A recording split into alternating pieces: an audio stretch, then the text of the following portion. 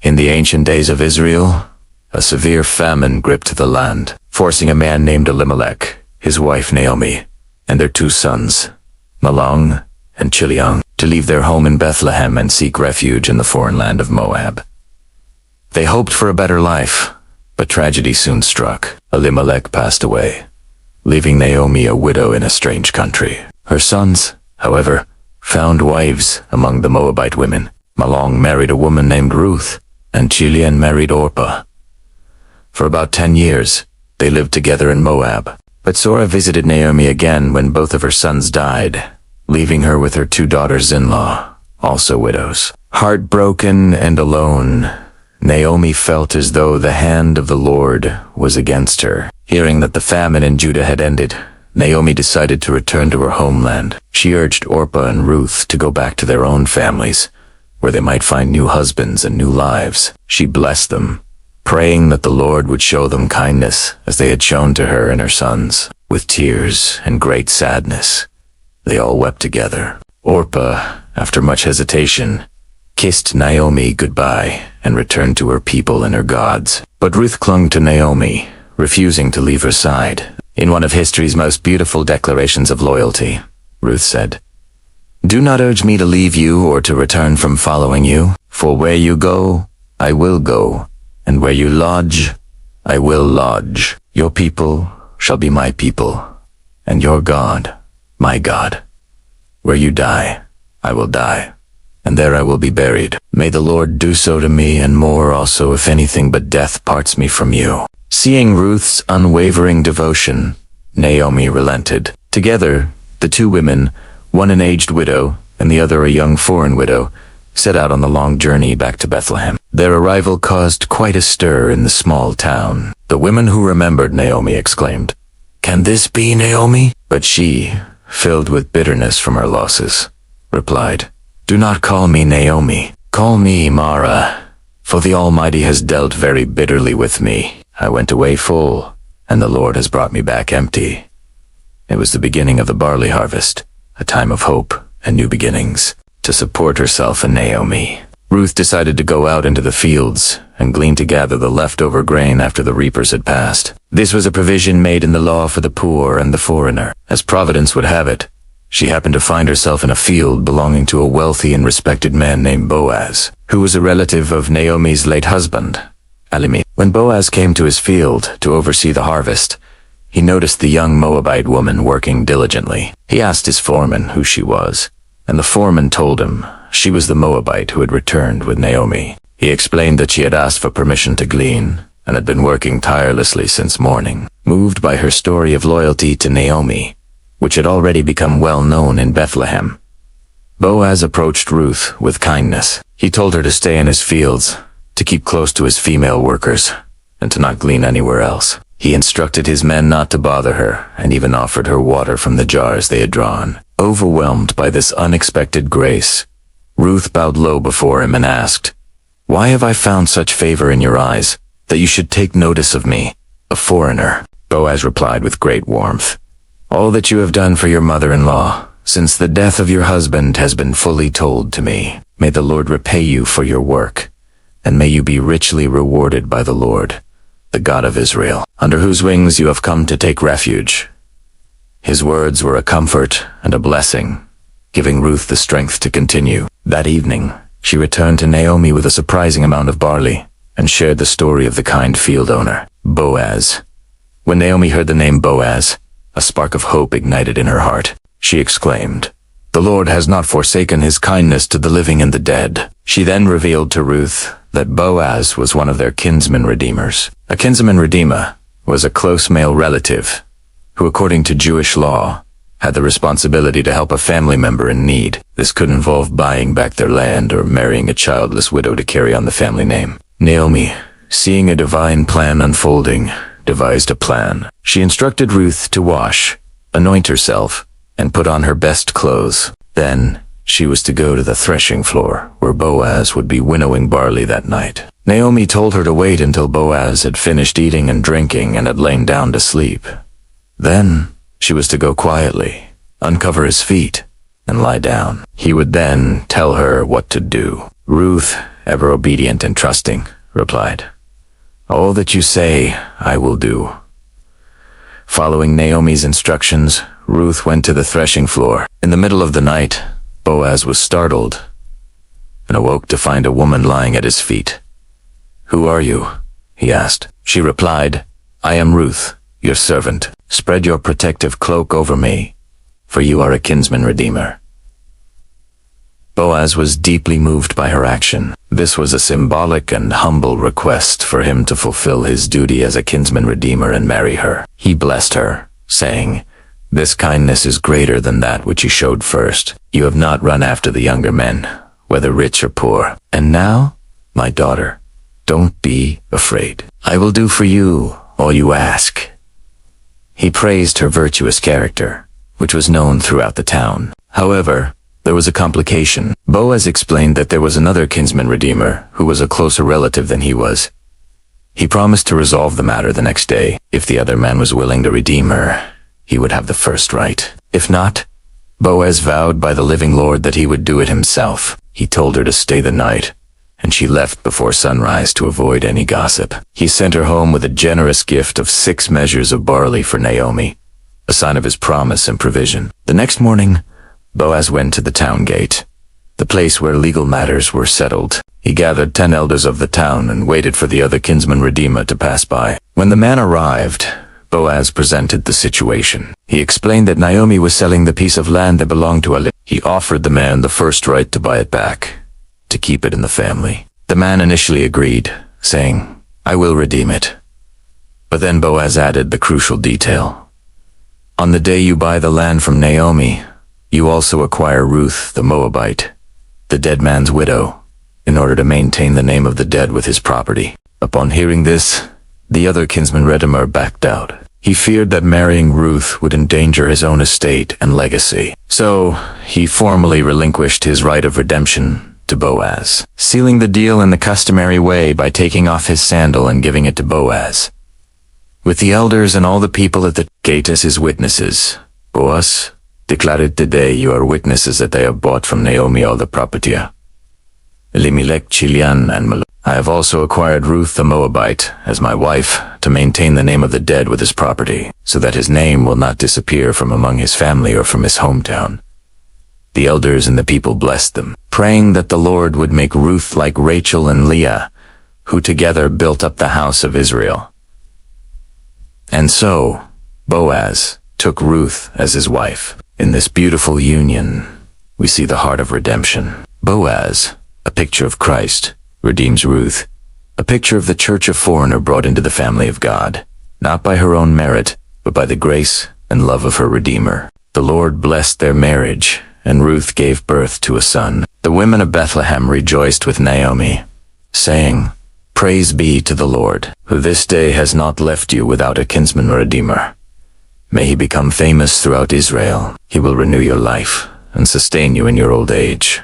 For your daughter, who loves you and who is better to you than 7 sons, has given him birth."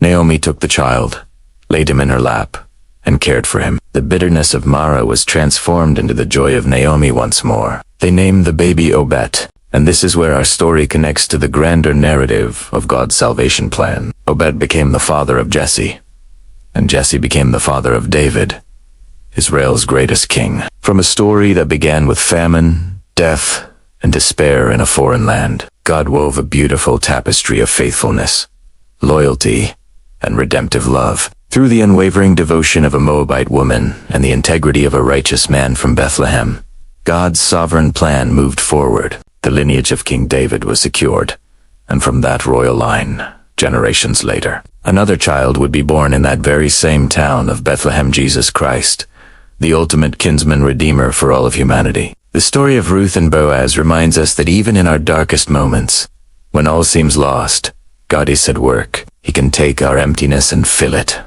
turn our sorrow into joy, and use ordinary people in extraordinarily ways to fulfill his divine purposes. It's a timeless testament to the truth that his providence is always watching over us, guiding us, and leading us into a future filled with hope. Thank you for joining us on this journey through one of the Bible's most cherished stories. If you were inspired by the faithfulness of Ruth and the kindness of Boaz, please give this video a like, and share it with someone who might need a message of hope. Don't forget to subscribe and hit that notification bell so you won't miss our next story. Until next time, may you find refuge under his wings. Friends, have you ever felt like you've lost everything? Like the road ahead is dark and uncertain? Today, I want to share a story that speaks directly to that feeling. It's a story about loss, but more importantly, it's about a love so fierce it defies all logic, a loyalty that becomes a lifeline, and a faith that blossoms in the most barren of places. This is the story of Ruth and Naomi. Imagine the scene. Two women, widows, standing at a crossroads. Naomi, an older woman from Bethlehem, has lost her husband and both of her sons in the foreign land of Moab. Her heart is shattered, empty. She turns to her two daughters-in-law, Orpah and Ruth, also widows, and tells them to go back to their own families, to find new husbands and new lives. It's the sensible thing to do. She has nothing left to offer them. Orpah, with tears and a heavy heart, kisses her mother-in-law goodbye and turns back. It's a sad but understandable choice. But Ruth does something extraordinary. She clings to Naomi. And as Naomi tries to send her away, Ruth speaks some of the most powerful words ever recorded. Piccio? Italiano? With tears streaming down her face, her voice trembling but full of conviction, she says, "Do not urge me to leave you or turn back from following you. Where you go, I will go. Where you stay, I will stay. Your people shall be my people, and your God, my God." Let's pause on that for a moment. This isn't just a promise. It's a complete transfer of identity. Ruth, a Moabitess, is choosing to leave behind everything she has ever known. Her country, her culture, her family, and even the gods she grew up with. She is grafting her life onto Naomi's, a woman who has just declared herself empty and bitter. Why? Because of love. A deep, unconditional, covenantal love. Ruth wasn't just loyal to her husband's memory. She was committed to his mother. Her love for Naomi was so profound that she was willing to embrace a future of uncertainty and poverty, just to be by her side. This is a radical act of faith. Ruth is choosing to follow Naomi, not just to a new place, but to a new God. She says, "Your God, my God." This is the turning point. She is stepping out of her past and into a destiny she cannot yet see, guided only by love for Naomi and a budding faith in the God of Israel. And so, the two women begin their long journey back to Naomi's hometown, Bethlehem.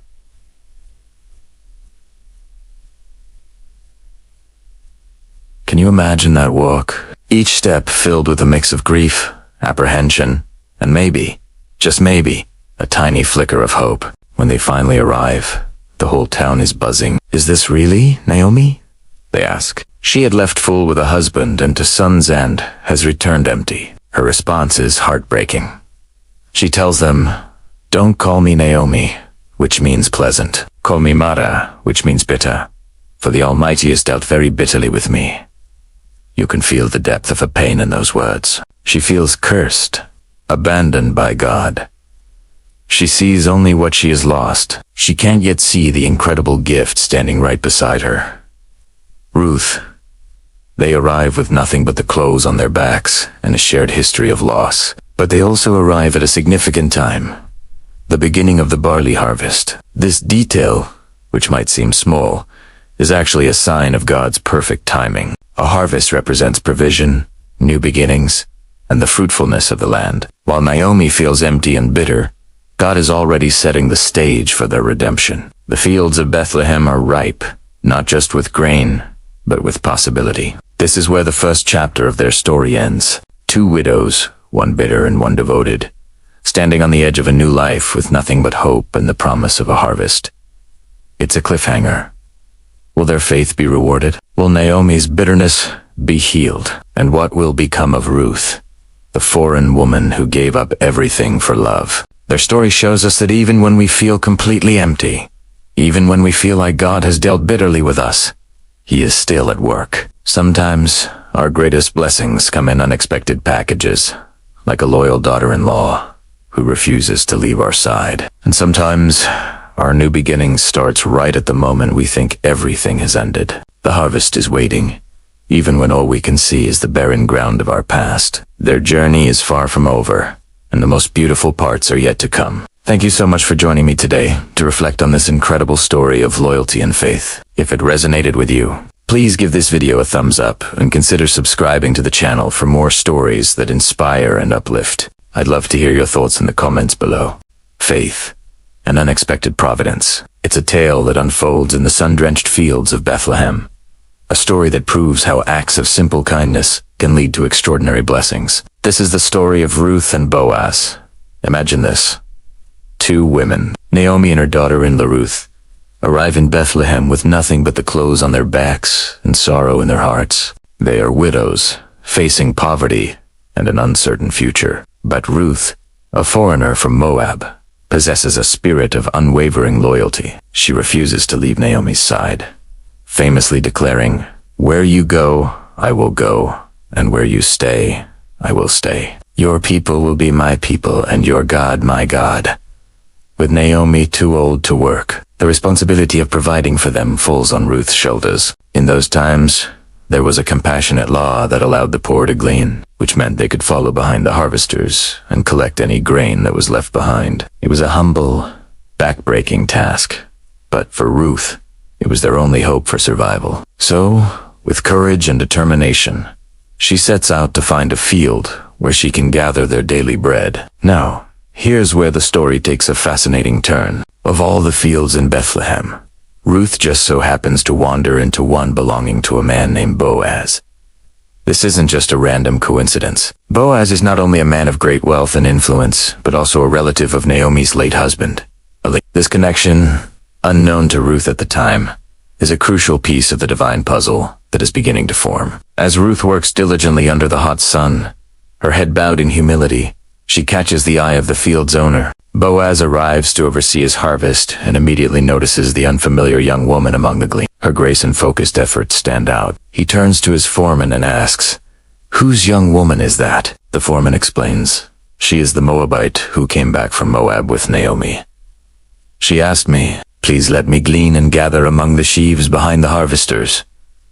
She came into the field and has worked steadily from morning till now, except for a short rest in the shelter." Boaz is already aware of the story of the two widows. He has heard whispers throughout the town about the foreign woman's incredible devotion to her mother. Seeing her now, working so hard for a few scraps of grain, his heart is deeply moved. Her character shines brighter than the midday sun. He sees not just a poor foreigner, but a woman of immense integrity and love. He approaches her directly, his voice kind and reassuring. "My daughter," he begins, a term of gentle respect.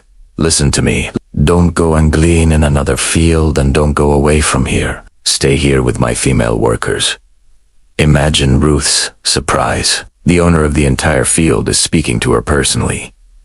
But Boaz's generosity doesn't stop there. He continues, "Watch the field where the men are harvesting and follow along after the women. I have told the men not to lay a hand on you." This was an incredible act of protection. A lone foreign woman in a field of men could be vulnerable, but Boaz places her under his personal care. He then adds an even greater kindness. "And whenever you are thirsty, go and get a drink from the water jars the men have filled."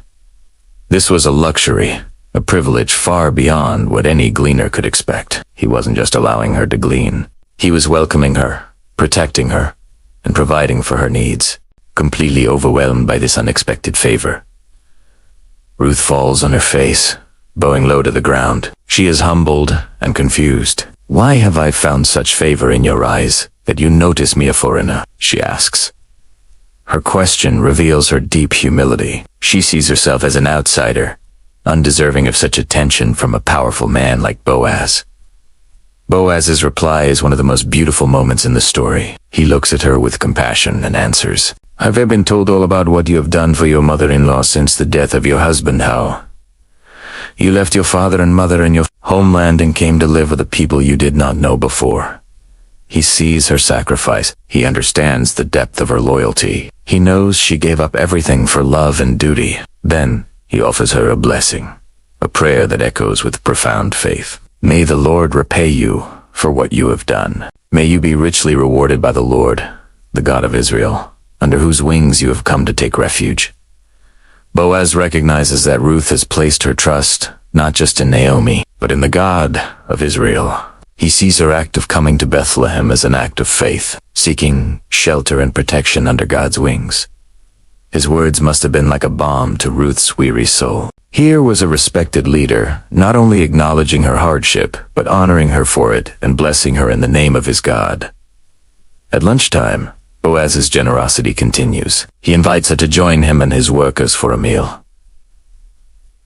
"Come over here," he says. "Have some bread and dip it in the wine vinegar."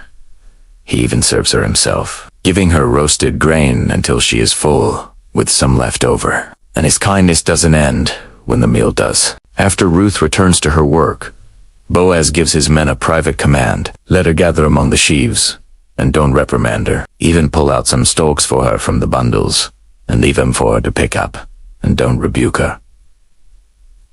This is extraordinary. He is telling his men to intentionally leave behind prime grain for her. He is ensuring that her hard work will be abundantly fruitful. He is actively, secretly, making her life easier. So Ruth gleaned in the field until evening. When she threshed the barley she had gathered, it amounted to about an ephah, that nearly 30 pounds of grain. It was an incredible amount for a single day's work, far more than she could have ever hoped for. She returns to Naomi, not just with food for the day, but with an abundance, a tangible symbol of the overwhelming grace she has received. When Naomi sees the mountain of grain and hears the story of the man named Boaz, she is stunned. In a moment of joyful realization, she exclaims, "The Lord bless him. He has not stopped showing his kindness to the living and the dead." She then reveals the critical piece of information. That man is our close relative. He is one of our kinsman redeemers. The very man who showed Ruth such kindness is one of the few people who has the legal right and responsibility to rescue their family from poverty. The story of Ruth and Boaz is a powerful reminder that our character is revealed in our actions. Ruth's loyalty and hard work, and Boaz's integrity and generosity, set the stage for a beautiful love story and a legacy that would change the course of history. Their encounter in the field shows us that God often works through the simple, everyday kindness of ordinary people to bring about his extraordinary plans. Thank you so much for joining me today to explore this beautiful story. What part of their first meeting resonates with you the most? Let me know in the comments below. If you enjoyed this video, please give it a thumbs up. And don't forget to subscribe and hit that notification bell so you don't miss our next story. Until next time, take care. Hello everyone, and welcome back to the channel. Today, we're diving into one of the most heartwarming stories ever told, a tale of loyalty, kindness, and how small acts of faith can lead to extraordinary blessings. It's the story of Ruth and Boaz, and it begins in a time of deep sorrow and uncertainty. Imagine this: a woman named Naomi, having lost her husband and both her sons in a foreign land, decides to return to her homeland of Bethlehem. She is empty, heartbroken, and feels that life has dealt her a bitter hand. She urges her two daughters-in-law, Orpah and Ruth, to return to their own families, to find new husbands and new lives. While Orpah tearfully agrees, Ruth makes a choice that changes everything. She clings to Naomi and speaks some of the most famous words of loyalty in history. "Where you go, I will go, and where you stay, I will stay. Your people will be my people, and your God, my God."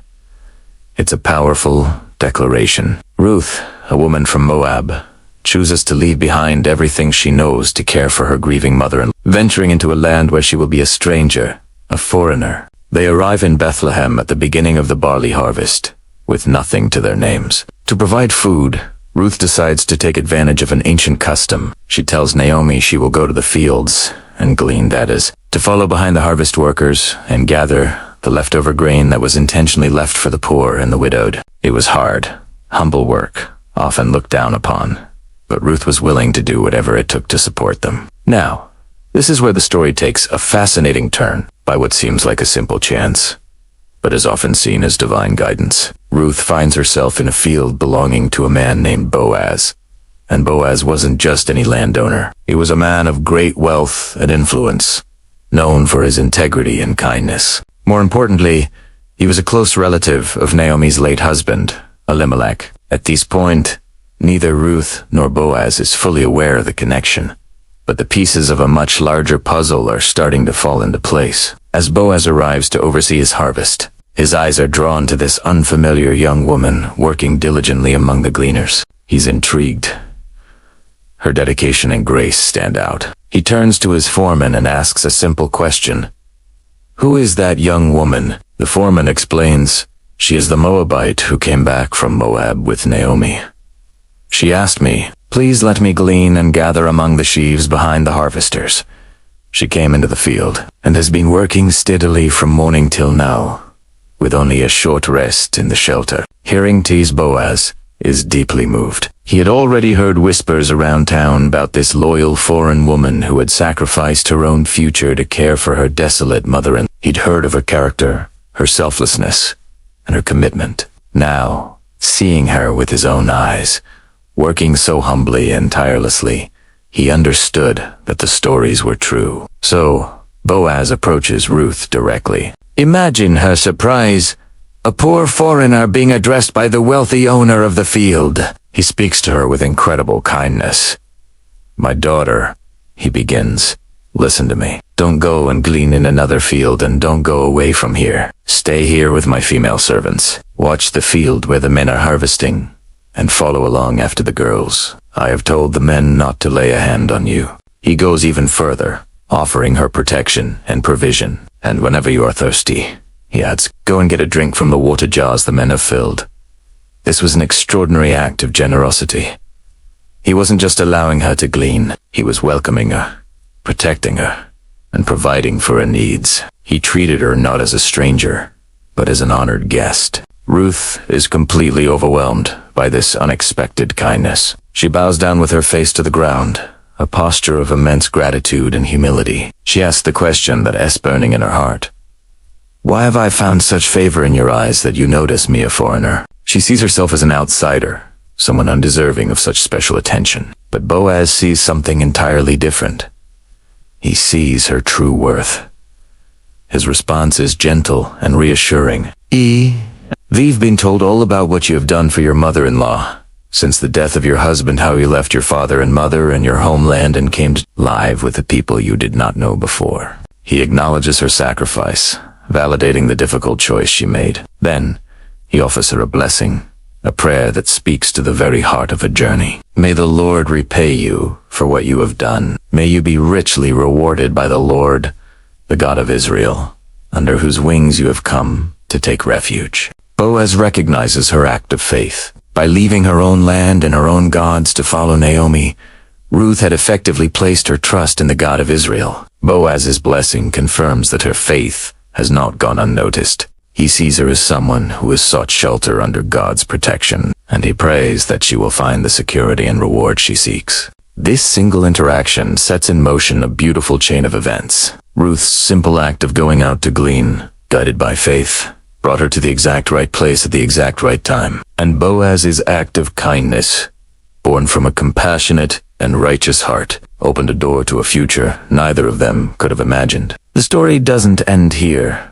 Of course, this is just a beginning of a profound relationship that will not only redeem Naomi's family line, but will also place Ruth, the Moabite foreigner, directly into the lineage of King David, and ultimately into the ancestry of Jesus Christ. It's a powerful reminder that no act of kindness, no matter how small, is ever. It shows us that loyalty, humility, and faith are qualities that are seen and rewarded, often in the most unexpected and beautiful ways. Thank you so much for joining me today to explore this incredible story. If you found this inspiring, please hit that like button, and don't forget to subscribe and turn on notifications. In the entire Babula story of faith, courage, and divine timing, we're picking up where we left off in the book of Ruth, right as the whirlwind of the harvest season is settling down. Imagine the scene. The air is thick with the scent of freshly threshed barley. The day's hard work is done, and a sense of completion hangs over Bethlehem. But for one woman, Naomi, this ending is just the beginning of a brand new, God-ordained plan. Naomi looks at her beloved daughter-in-law, Ruth. She sees a young woman who has sacrificed everything, her home, her family, her culture all out of love and loyalty. Ruth has been toiling in the fields, gleaning grain to support them both, and her dedication hasn't gone unnoticed. Naomi's heart swells with a protective love, and she decides it's time to act. It's time to find a permanent home, a place of rest and security for Ruth. She pulls Ruth aside, her voice filled with warmth and determination. "My daughter," she says, "shall I not seek rest for you, that it may be well with you?" This isn't just about finding a husband for Ruth. It's about securing her future, her well-being, and her place within the community of God's people. Naomi has a plan, and it's bold, risky, and relies completely on faith. She has observed Boaz, the owner of the fields, a man of wealth and standing. More importantly, he's a close relative. Naomi sees God's hand at work, weaving together the threads of their lives. So, she lays out the instructions for Ruth. "Tonight," she says, "Boaz will be at the threshing floor, winnowing barley." The threshing floor was a large, open, public space, a hub of activity after the harvest. It was a place of celebration and hard work, where the grain was separated from the chaff. Naomi tells Ruth to wash, anoint herself with perfume, and put on her best clothes. This isn't about seduction. It's about presenting herself not as a poor, widowed Moabite gleaner, but as a woman ready to take her place in a new family. A woman prepared for marriage. The instructions get even more specific, and you can feel the tension and the trust in this moment. Naomi tells Ruth, "Wait until Boaz has finished eating and drinking and has gone to lie down. Then go in quietly, uncover his feet, and lie down there. He will tell you what to do." This was a culturally significant act. Uncovering his feet and lying there was a gesture of complete submission and a powerful, symbolic appeal. Ruth was placing herself under Boaz's protection, humbly asking him to fulfill his role as a kinsman redeemer, to cover her with his name and his protection. Can you imagine the courage this took for Ruth, a foreigner, to approach a respected Israelite leader in the middle of the night? It was a huge risk. She could have been misunderstood, shamed, or rejected. But Ruth's response is simple and beautiful. "All that you say to me, I will do." This is a testament to her trust in Naomi, trust in the goodness of Boaz, and ultimately, trust in the God of Israel, who has guided her every step. So, as night falls, Ruth does exactly as Naomi instructed. She slips away to the threshing floor, her heart likely pounding in her chest. She watches from a distance as Boaz enjoys the harvest celebration, his heart merry. When he finally settles down to sleep at the edge of a heap of grain, Ruth waits. Then, in the quiet of the night, she approaches, her movements silent and deliberate. She lifts the corner of his cloak, uncovers his feet, and lies down. The air is still, the fate of her future hanging in the balance. The hours pass. Then, at midnight, something startles Boaz. He wakes up, and in the dim light, he sees a figure lying at his feet. He's taken aback. "Who are you?" he asks, his voice cutting through the stillness. And in that crucial moment, Ruth reveals her identity and her plea. Her voice is probably soft, but her words are filled with strength and faith. "I am Ruth, your servant," she says. "Spread the corner of your garment over me, for you are a redeemer." This is the pivotal moment of the entire story. "Spread your garment over me" was a direct, formal request for marriage and protection. She is asking him to be her kinsman redeemer, to marry her and carry on the family line of her deceased husband. She is not being coy or manipulative. She is bravely and humbly appealing to him based on Israelite law and custom. She is putting her faith into action, trusting that Boaz is the honorable man everyone believes him to be. Boaz's reaction is immediate and profound. He is not angry or suspicious. Instead, he's deeply moved by her character and her request. He sees her action not as improper, but as an act of incredible asterisk, a Hebrew word meaning loyal love or kindness. "The Lord bless you, my daughter," he says, his voice filled with admiration. He understands the depth of her character. "This kindness is greater than that which you showed at first," he explains, "in that you have not run after the younger men, whether rich or poor. Boaz recognizes her true motive. She wasn't seeking a handsome young husband or pursuing personal passion. She was acting out of loyalty to her family, both to Naomi and to the memory of her late husband. She was seeking to preserve a family line, an act of selfless devotion. Boaz is astounded by her integrity. He then reassures her, saying, "And now, my daughter, don't be afraid. I will do for you all you ask. All the people of my town know that you are a woman of noble character." Wow, just think about that. This immigrant widow who arrived with nothing has, through her hard work, loyalty, and kindness, earned a reputation as a woman of noble character throughout the entire town. It is a powerful reminder that our actions and our integrity speak louder than our status or our background. Boaz sees her value, not just as a potential wife, but as a person of immense worth. However, there's one complication. Boaz explains, although it is true that I am a near kinsman, there is a kinsman redeemer, nearer than I according to the law. Another relative had the first right to redeem the land and marry Ruth. But Boaz, being a man of integrity, doesn't try to sidestep the law. He promises to handle the matter properly and publicly the very next morning. He tells her, "Stay here for the night, and in the morning, if he wants to do his duty as your kinsman redeemer, good. Let him do Italiano. But if he is not willing, as surely as the Lord lives, I will do it." With this promise, he gives her security and peace. He tells her to lie down until morning, and before it gets light enough for anyone to recognize her, he sends her on her way. He wants to protect her reputation, but he doesn't send her away empty-handed. He fills her shawl with 6 measures of barley, a generous gift that is both a practical provision for her and Naomi and a sign of his good intentions. It has a message to Naomi that her plan is succeeding and that Ruth will not be returning empty. Ruth returns to Naomi, who eagerly asks, "How did it go, my daughter?" Ruth recounts every detail of the conversation, the promise, and the generous gift of barley. When Naomi sees the grain, she understands. She knows Boaz is a man of his word. Her final words in this chapter are filled with calm, assurance, and faith. She tells Ruth, "Wait, my daughter, until you find out how the matter turns out, for the man will not rest until he has settled it today." Naomi's faith in Boaz is a reflection of her faith in God, who has been orchestrating every single detail of this incredible story. This chapter is such a beautiful picture of courage, integrity, and divine providence. Ruth's bold faith, Boaz's honorable character, and Naomi's wise guidance all converge in this one nighttime encounter that changes everything. It shows us that when we step out in faith, even when it's scary, God honors our obedience and works through honorable people to bring about his perfect plan.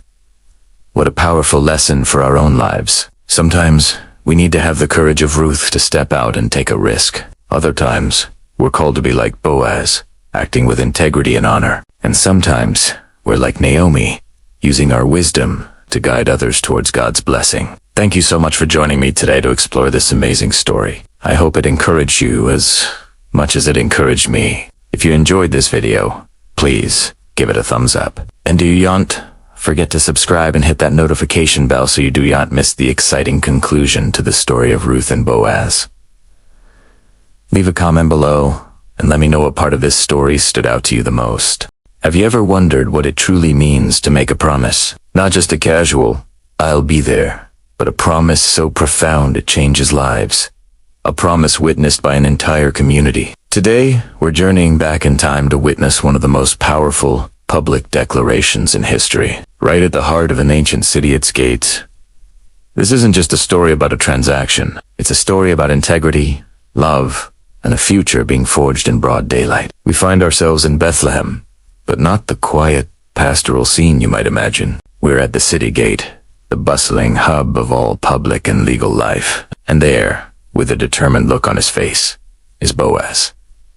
He's not just a wealthy landowner. He's a man on a mission. The night before, on the threshing floor, Ruth had made a bold request, seeking protection and redemption under his wing. Boaz, deeply moved by her loyalty and character, had promised to act. And Boaz is a man of his word. He sits down, his eyes scanning the crowd. He's waiting for someone specific. This is the ancient equivalent of a courtroom, a public square, and a business center, all rolled into one. Deals are made here, disputes are settled, and life-altering decisions are announced before witnesses. It's a place where your word is your bond, and your reputation is everything. Boaz understands this. He knows that what he's about to do must be done correctly, honorably, and transparently. Soon, the man he's been waiting for appears. The Bible calls him the nearer kinsman, a relative closer in line than Boaz to the family of Naomi's late husband. Boaz calls out to him, "Come over here, my friend, and sit down." There's a calm authority in his voice. He then gathers 10 of the city's elders, respected leaders who will serve as official witnesses. The stage is set. Everything is in place for a formal legal proceeding. With the elders and the kinsmen seated, Boaz gets straight to the point. He begins by talking about a piece of land. Naomi, who has come back from Moab, he explains, is selling the plot of land that belonged to our relative Elimelech. In that culture, land was everything. It was tied to family identity, heritage, and sustenance. It was meant to stay within the family line forever. So, if someone fell on hard times and had to sell their land, a close relative, kinsman redeemer, had the right and the responsibility to buy it back, to keep it in the family. Boaz formally presents this opportunity to the other man. "I thought I should bring this to your attention," Boaz says, "and suggests that you buy it in the presence of these seated here and in the presence of the elders of my people. If you will redeem it, do so. But if you will not, tell me, so I will know, for no one has the right to do it except you, and I am next in line." This is Boaz showing incredible integrity. He could have tried to go around this other man, but he follows the law to the letter. He gives the nearer kinsman the first right of refusal. The kinsman's response is quick and predictable. "I will redeem it," he says. Of course, he would. It's a good piece of land, an opportunity to increase his own wealth and standing. From a purely financial perspective, it's a smart move. He sees a straightforward real estate deal. But Boaz isn't finished. There's a crucial piece of information he has held back until this very moment, a detail that will change everything. Boaz pauses, letting the man's agreement hang in the air. Then he delivers the masterstroke. "On the day you buy the land from Naomi," Boaz continues, "you also acquire Ruth, the Moabite, the dead man's widow, in order to maintain the name of the dead with his property." Suddenly, the simple business transaction becomes infinitely more complex. This isn't just about land anymore. It's about people. It's about responsibility. To redeem the land, the kinsman would have to marry Ruth. Why? To raise up an heir for her deceased husband, Malong. Any son born to them would not be considered the kinsman's own heir, but would inherit Elimelech's family name and property. Essentially, the kinsman would be investing his own money and resources to buy a field and support a wife, only for the ultimate benefit to go to a deceased relative is a family line. His own estate would be diminished, not expanded. You can almost see the gears turning in the kinsman's head. The excitement on his face vanishes, replaced by a look of calculation and concern. He came for a simple profit, but now he's faced with a costly, long-term commitment that threatens his own inheritance. "Then I cannot redeem it," he declares, his voice firm. "I might endanger my own estate." "You redeem it yourself. I cannot do it." He prioritizes his own financial security over the needs of Naomi and Ruth. He sees the cost, but not the value. And in that moment of refusal, the path becomes clear for Boaz. This was the moment he was waiting for. The nearer kinsman, by publicly declining his duty, has legally passed the right of redemption to the next in line. Boaz himself. Now, it's Boaz's turn to act, and he does so with a powerful, symbolic history. He says to the elders and all the people, "Today you are witnesses that I have bought from Naomi all the property of Elimelech, Kilian, and Malong." Then, he looks towards Ruth, and his voice fills with a tenderness that transcends the legal language. "I have also acquired Ruth, the Moabite, Malong's widow, as my wife, in order to maintain the name of the dead with his property, so that his name will not disappear from among his family or from his hometown. Today you are witnesses. To seal this binding contract, an ancient custom is performed. The nearer kinsman takes off his sandal and gives it to Boaz. In our world, we sign papers. In theirs, this act of removing a sandal and giving it to another was the legally recognized sign of a transferred right and a confirmed transaction. It was a public declaration for all to see. As concrete as any signature on a dotted line, the atmosphere at the gate transforms. What began as a tense legal negotiation now erupts in celebration. The elders and the people who have been watching this unfold don't just nod in agreement. They burst forth with a blessing. They see what has just happened, an act of incredible kindness, honor, and redemptive love. Their voices rise together, a chorus of hope for the new couple. May the Lord make the woman who is coming into your home like Rachel and Leah, who together built up the house of Israel. This wasn't just a simple congratulations. Rachel and Leah were the matriarchs of the entire nation. They were blessed in Ruth, a foreigner from Moab, to be as foundational and fruitful as the most revered women in their history. But they don't stop there. They add, "May you have standing in Ephrata and be famous in Bethlehem." They are blessing Boaz, praying for his legacy and reputation to grow because of the honorable thing he has just done. They recognize that his kindness wasn't a weakness, but the source of true strength and lasting fame. Think about the beautiful contrast we've just witnessed. One man saw only a balance sheet, a potential loss to his estate. Boaz saw a person in need. He saw a chance to restore a family, to honor the dead, and to act with a love that went far beyond legal obligation. He didn't just redeem the land, he redeemed a life. He didn't just follow the law, he fulfilled it with a heart full of compassion. This story, sealed with the passing of a single sandal, is a powerful reminder that our choices, especially those made in public, define our character. It's about integrity, about seeing the human being behind the transaction, and about the courage to choose love and kindness over personal gain. Boaz's legacy wasn't just in his fields or his wealth, but in this one decisive, selfless act at the city gate. An act that would not only change his life and Ruth's life, but would echo down through generations, leading to the lineage of King David and ultimately to the Messiah. Thank you so much for joining me on this journey back to the gates of Bethlehem. If this story of integrity and redemptive love moved you, please hit that like button and subscribe to the channel for more deep dives into these timeless narratives. Drop a comment below and let me know what part of Boaz's character stands out to you the most. Ruth and Boaz. We've seen despair turn to hope and loyalty rewarded in ways no one could have imagined. When we last left them, Boaz had publicly declared his intention to redeem Elimelech's land and marry Ruth. It was a moment of profound commitment, not just to Ruth, but to Naomi and the future of their family line. The elders and all the people at the gate had blessed them, praying that Ruth would be like Rachel and Leah, who built up the house of Israel. And now, we see how the Lord answered those prayers. So, Boaz took Ruth as his wife. In the quiet intimacy of their new life together, the story shifts from public declarations to personal blessings. The Bible tells us simply, yet powerfully, that the Lord enabled her to conceive, and she gave birth to a son. Think about that for a moment. After all the hardship, all the uncertainty, all the loss that both Naomi and Ruth had endured, God grants the gift of new life. This isn't just a happy event. It's a divine seal of approval on their faithfulness. It's a sign that God was weaving their story into his grander plan all along. The birth of this child, whom they named Obed, is the pivotal moment that brings all the threads of our story together. And who is the first to embrace this new life? It's Naomi.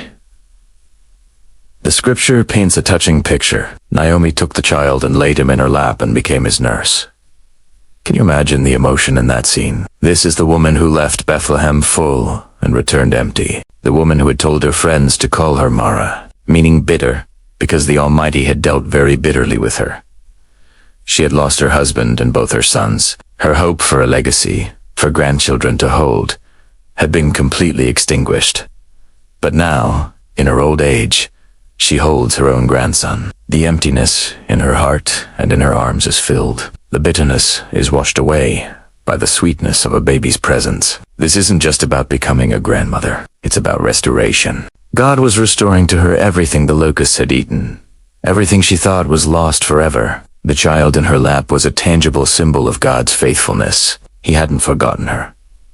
He hadn't abandoned her in her grief. He was, in this very moment, turning her mourning into dancing. The women of Bethlehem, who had witnessed her sorrowful return, now witness her profound joy. They gather around her, not with pity, but with praise. Their words are a beautiful chorus of celebration that points directly to God. They say, "Praise be to the Lord, who this day has not left you without a king." They recognize Boaz's role, but they give the ultimate credit to God, who orchestrated it all. They see that God has provided for Naomi, ensuring her family name will not be cut off. And they continue, speaking a prophecy over the child. May he become famous throughout Israel. He will renew your life and sustain you in your old age. They see that this baby, Obed, is more than just a comfort. He is a new beginning. He is the one who will carry on the family line, the one who will bring honor and security. And they give credit where it's due, saying, "For your daughter, who loves you and who is better to you than 7 sons, has given him birth." What an incredible tribute to Ruth. In a patriarchal society where sons were everything, these women declare that Ruth's loyal love is more valuable than 7 sons. Reward for her asterisk. He's asterisk her loyal. Covenant love is not just a husband and a home. Story could have ended right there, and it would have been a beautiful, self-contained tale of loyalty, redemption, and restoration. We would learn that faithfulness matters, that God sees our sorrows, and that he can bring joy out of ashes. But the Bible doesn't stop there. The final verses of the book of Ruth zoom out, giving us a breathtaking perspective on just how significant this little family from Bethlehem truly is. We are given a short genealogy. It says that Obed was the father of Jesse, and Jesse was the father of David. Stop and let that sink in. David, the shepherd boy who became the greatest king of Israel. The man after God's own heart, the one to whom God would promise an eternal throne. This child, born to a Moabite woman and a faithful man from Bethlehem, is the grandfather of King David. The blood of Ruth, the foreigner, the outsider, flows directly into the royal line of Israel. This reveals a profound truth about God's kingdom. It's not exclusive.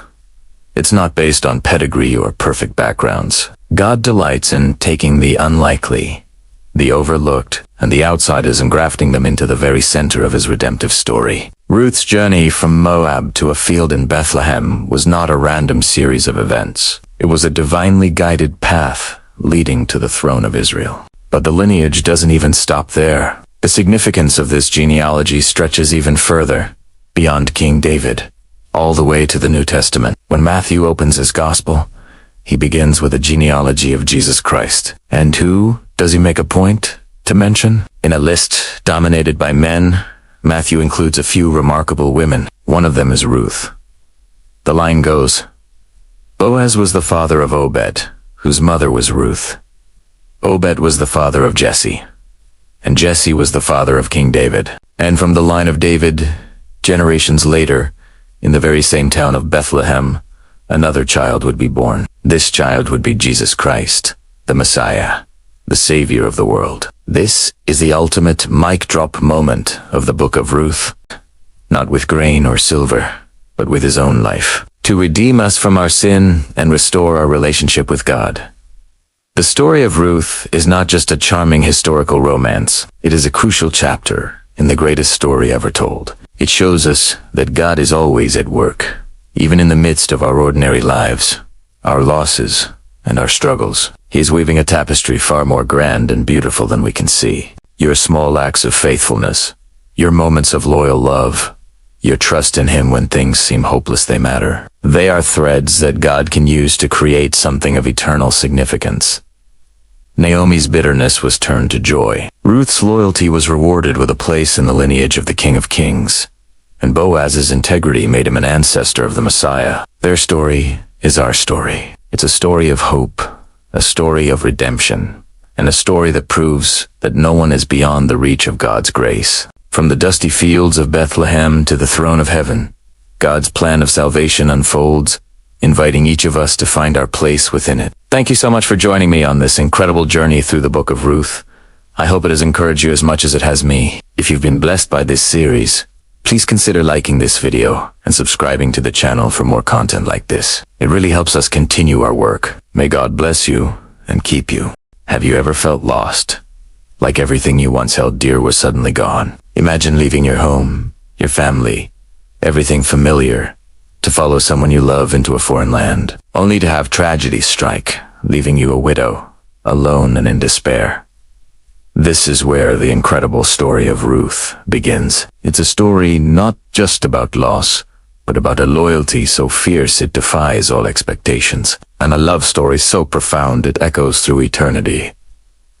This isn't just an ancient tale, it's a powerful testament to how faith, kindness, and courage can transform the bleakest of circumstances into a future filled with hope and purpose. Ruth, a woman from Moab, found herself in this very position. After losing her husband, she could have returned to her own people, to the life she knew. But she made a radical choice. She chose to stay with her mother-in-law, Naomi, who was also grieving the loss of her husband and 2 sons. Ruth's famous words to Naomi are a declaration of unwavering loyalty.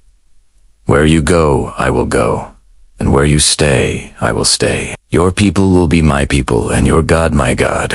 This wasn't just a promise, it was a covenant, a commitment born from love and a burgeoning faith in a God she was just beginning to know. Together, these 2 widows, bound by sorrow and love, embarked on a journey back to Naomi's hometown of Bethlehem, with nothing but each other and a sliver of hope. Their arrival in Bethlehem was not met with a grand celebration. Naomi, whose name means pleasant, felt so bitter from her losses that she told people to call her Mara, which means bitter. They were poor, with no social standing and no obvious means of support. It was a desperate situation. But this is where the story takes a turn, where a simple act of survival becomes an encounter with divine providence. To provide for herself and Naomi, Ruth went to glean in the fields. This was a provision in the law for the poor, allowing them to gather the leftover grain after the harvesters had passed. It was humble, difficult work under the hot sun, but the field she happened to choose belonged to a man named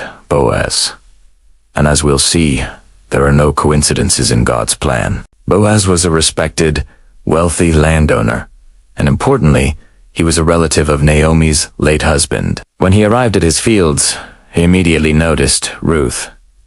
He didn't just see a poor, foreign woman. He saw her character. He had heard of her incredible loyalty to Naomi, how she had left her homeland and her family to care for her mother. Her reputation for kindness and self-sacrifice had preceded her. Moved by her story and her hard work, Boaz approached Ruth. But he didn't just offer her a fleeting moment of pity. He offered her protection, provision, and dignity. He instructed his workers not to bother her. He told her to drink from the water his men had drawn. He even invited her to share a meal with him. These were extraordinary acts of kindness in that culture, extended to a woman who was considered an outsider. Ruth was overwhelmed. She fell at his feet and asked, "Why have I found such favor in your eyes that you notice me a foreigner?" Boaz's reply reveals the heart of the matter. He said, "I've been told all about what you have done for your mother-in-law since the death of your husband. May the Lord repay you for what you have done. May you be richly rewarded by the Lord, the God of Israel, under whose wings you have come to take refuge." Boaz saw her faith. He recognized that her actions were a reflection of a heart seeking refuge in God.